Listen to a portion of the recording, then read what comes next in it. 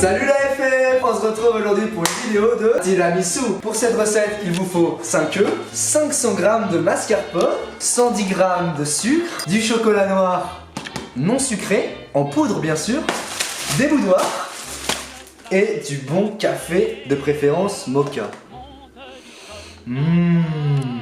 Là on sépare les blancs des noirs. Bah non, des jaunes.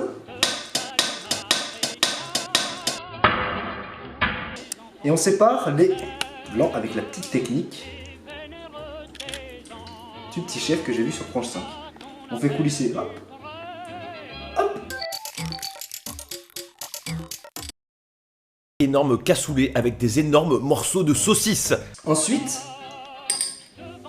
versez la moitié de récipient de sucre dans vos jaunes. C'est parti. Un peu moins, hein, mais versez quand même.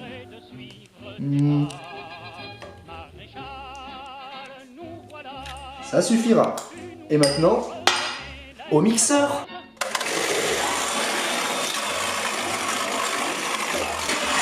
Ensuite, versez progressivement le mascarpone à l'aide d'une cuillère.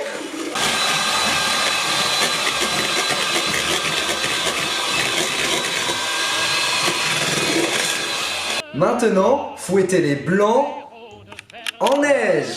C'est parti. Bon bah super, l'appareil tombe en panne. Bon, on n'a plus qu'à le janter.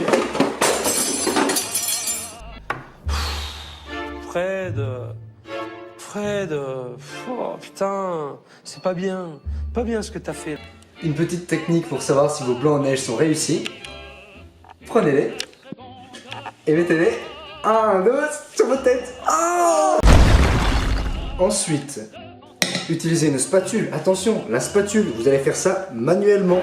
Et donc, vous allez verser petit à petit vos blancs en neige bien réussis qui collent aux parois.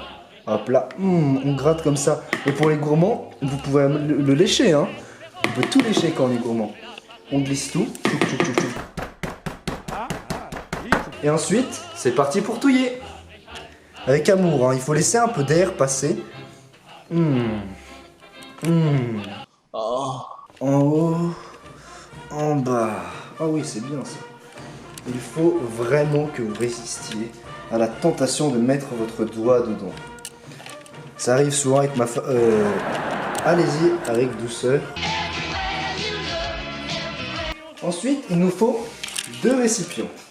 Dans le premier récipient, versez le café délicatement. Prenez votre spatule et faites une première couche, tac, pour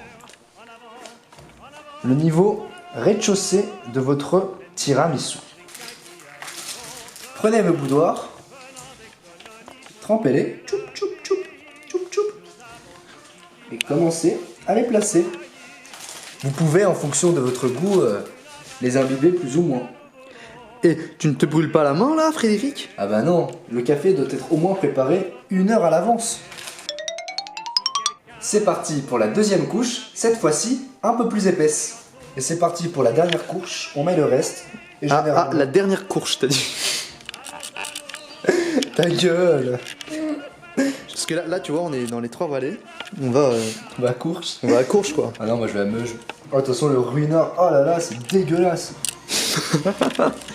Ça capte mal. Donc, ce que je vous conseille, là, il est 18 h. On va pas tout de suite mettre le chocolat non sucré avec le chinois.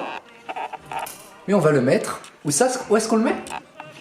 Au four. Bien sûr, on le met au four et on met température froide. Hop là. C'est parti. Oh, c'est glacé. Hop là. Et c'est parti. A tout de suite. Petit conseil, si l'on ne met pas tout de suite le chocolat, c'est pour faire une meilleure présentation. Donc mettez le chocolat une dizaine de minutes avant la dégustation. Et laissez-le au froid 1 ou 2 heures pour qu'il soit vraiment délicieux, mais sortez-le 30 minutes avant la dégustation. Ça fait beaucoup de minutes, mais ça va être bon. Et maintenant, c'est l'heure du saupoudrage. C'est bon? Ouais. Bien sûr, on va le déguster dès maintenant, donc ça va être onctueux. Versé. Et là, hop là, Oh là, je me mets en POV là. Hein. Ah oui, c'est de la pov là, c'est de la pov de qualité. Ah ouais. On va reverser un petit peu. Hop là. Hop là. Hop là. Oh. Oh. Ça, c'est une technique qu'une de mes amies m'a donnée, qui n'est pas mon ex, et qui est vraiment une technique que je trouve extraordinaire. La POV? Non, bah non, quand même pas. La technique de saupoudrage après la mise en frigorifique. La mise en four, pardon. Hop là. Et c'est parti. Et tu l'as pas, tu as pas précisé, c'est combien de temps au four? Bon appétit.